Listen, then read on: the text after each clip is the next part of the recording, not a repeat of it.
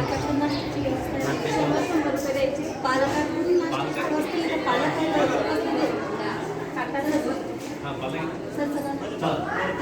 Sir एक minute आतमध्ये जायचं.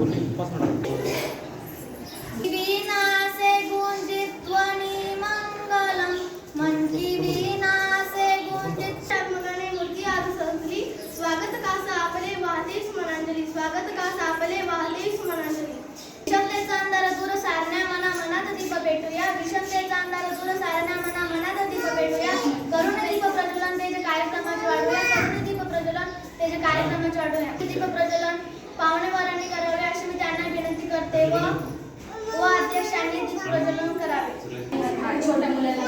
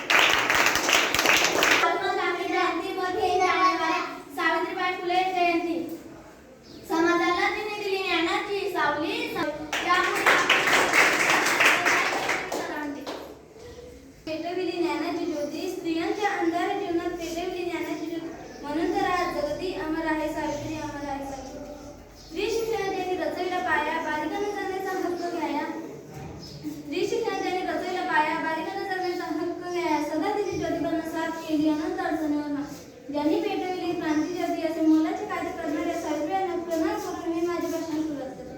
सावित्रीबाई फुले यांचा जन्म 3 जानेवारी 1831 रोजी झाला. महाराष्ट्रातील शेतकरी कुटुंबात त्यांचा जन्म झाला. त्यांच्या वडिलांचे नाव खंडूजी असे व आईचे नाव लक्ष्मीबाई होते. सावित्रीबाई कवित्र होते, तसेच भारताच्या पहिल्या महिला शिक्षिका होत्या. मुलींना चांगले शिक्षण देणे व त्यांना स्वतःच्या पायावर थांबवणे शिकवणे हे सावित्रीबाईंच्या जीवनातील एकमेव ध्येय होते. सावित्रीबाईंचा विवाह वयाच्या 9व्या वर्षी झाला. सावित्रीबाई बुद्धिमान महिला होते. त्यांना मराठी भाषेचंही चांगले ज्ञान होते. सावित्रीबाईंना आयुष्यात काहीतरी चांगलं करायचं होतं, यासाठी त्यांचं एकच ध्येय होतं की कोणत्याही मार्गाने महिला शिकलेच पाहिजे आणि यासाठी त्यांनी खूप म्हणून सावित्रीबाईंना लोकांनी खूप त्रास दिले. एवढं होऊन त्या मार्गावर हटले नाही. स्त्री जातीला ज्ञान देऊन साक्षर केले. भगिनी असे तिचे वरदान अशी सावित्री महान अशी सावित्री. वैष्णवीसाठी जोरदार टाळ्या वाजवा. ज्यांनी लिहिली पारतंत्र्य मुक्तीची गाथा, ज्यांनी लिहिली पारतंत्र्य मुक्तीची गाथा, त्या राष्ट्रपित्याच्या चरणी ठेवी ते आत्माता, त्या राष्ट्रपित्याच्या चरणी ठेवी ते आत्माता.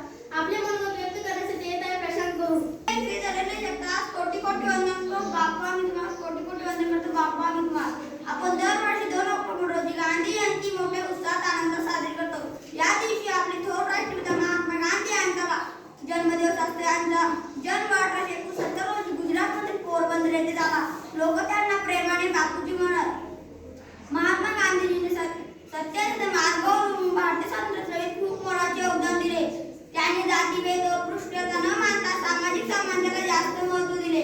साधी राहणी व उच्च चर्यास त्यांनी प्राधान्य दिले. जगाला ही शिकवण दिल्याने जगभर हा दिवस आंतरराष्ट्रीय अहिंसा दिन म्हणून साजरा केला जातो. एवढं बोलून माझे 2 शब्द संपवतो. यांचे भाग. सावित्री तू सोसलेस दगड आणि गोंडे, सावित्री तू सोसलेस दगड आणि गोंडे, रोवलेस झेंडे शिक्षणाचे, रोवलेस झेंडे शिक्षणाचे. मुलांनी व्यासपीठ वंदनीय पूजनवर गणित जमले माझे सर्व मित्रमित्र सर्वांना माझा नमस्कार. आज मी तुम्हाला सावित्रीबाई फुले यांच्याविषयी 2 शब्द सांगणार आहे. ते 2 शांत चित्र ऐकू अशी माझी नम्र. सावित्री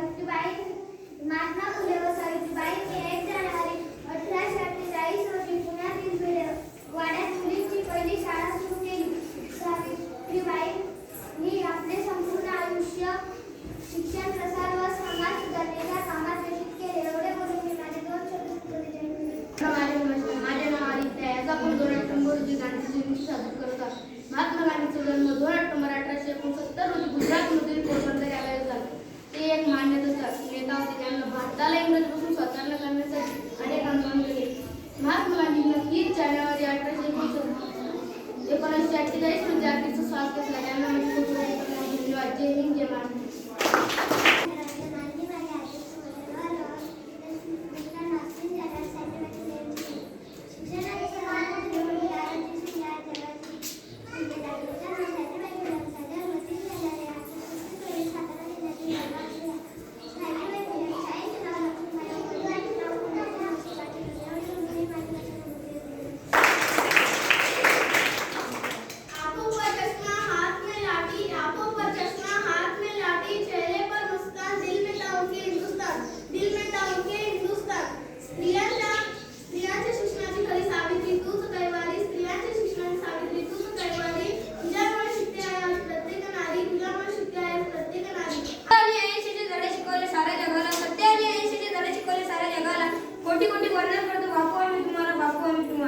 आज मी आपल्यासमोर भारताच्या स्वातंत्र्य संग्रामातील प्रमुख नेते सत्य आणि अहिंसेचे पुजारी राष्ट्रपिता महात्मा गांधी यांच्याविषयी बोलणार आहे.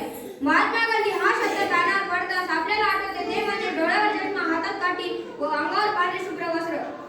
राष्ट्रपिता महात्मा गांधी यांचे पूर्ण नाव मोहनदास करमचंद गांधी असे होते. त्यांचा जन्म 2 ऑक्टोबर 1869 रोजी गुजरातमधील पोरबंदर येथे झाला. त्यांच्या वडिलांचे नाव करमचंद गांधी व आईचे नाव पुतळाबाई असे होते. त्यांचे प्राथमिक शिक्षण पोरबंदरला झाले. माध्यमिक शिक्षण राजकोट व वकिलाचे शिक्षण इंग्लंडला झाले. जीवन जगले देशासाठी, देशच होता त्यांचा प्राण. जीवन जगले देशासाठी, देशच होता त्यांचा प्राण. स्वातंत्र्य केली भारत माता, ते गांधीजी फारमान, ते गांधीजी फारमान. आता मी सावित्रीबाई यांच्याविषयी बोलणार आहे. उदाहरणी कोटी कोटी गुणे सावित्री तुझ्या जन्मामुळे, सावित्री तुझ्या जन्मामुळे.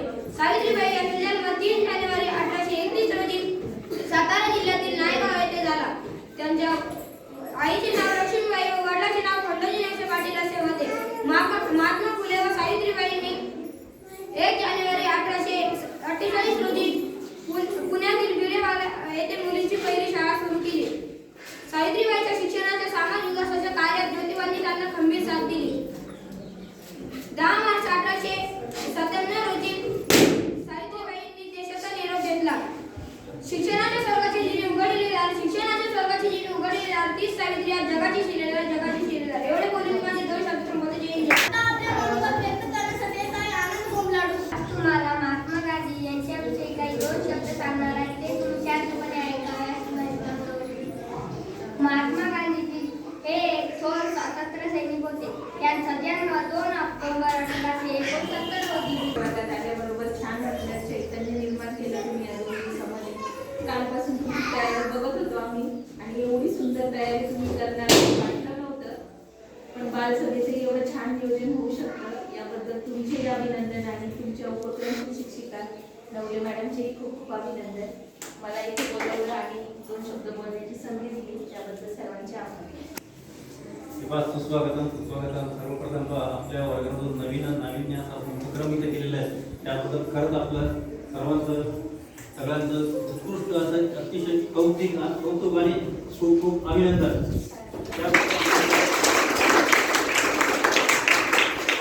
उपक्रमासाठी जे मोलाचं मार्गदर्शन केलेलं आहे असे नवीन उपक्रम आपण विद्यार्थ्यांपर्यंत पोहोचले गेले. मुलांनाही सुद्धा नवीन स्फूर्ती, नवीन चेतना, नवीन प्रेरणा मिळते. त्याबद्दल मॅडमचं सुद्धा खूप खूप जोरात टाळ्या होतो.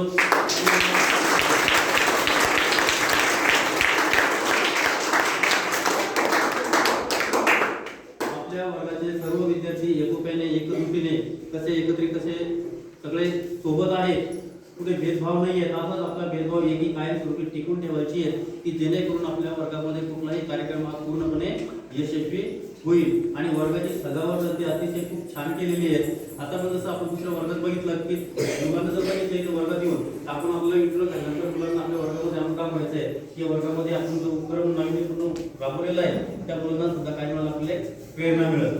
आणि या कार्यक्रमासाठी यामध्ये आपण बोलवलेलं आहे आणि ते बोलणे झालेले त्याबद्दल सर्वांचे पुन्हा एकदा आभार मानतो आणि सगळ्यांना धन्यवादही देतो. आणि त्याबद्दल अजून आता महात्मा गांधीविषयी व आपल्या शिक्षण मंत्री असलेल्या सावित्रीबाई फुले यांच्याविषयी जे आपण भाषण केले ते भाषण अतिशय उत्कृष्ट पद्धतीचे होते. कारण यामध्ये आपल्याला बरीचशी माहिती अशी त्यांच्याविषयी, त्यांच्या कार्याविषयी, स्वातंत्र्याविषयी काय त्यांनी योगदान दिले आहे त्यांच्या भाषणाद्वारे आपल्यापर्यंत बिंबवत असतात. आणि त्यात अनुषंगाने आपण टीममध्ये जास्तीत जास्त अभ्यास करतो, त्यांचे कार्य काय आहे, स्वातंत्र्यामध्ये काय योगदान दिलं, कसे कार्य केलेले आहे, त्याचा अभ्यास सुद्धा आपल्या या माध्यमाने या होत असतो.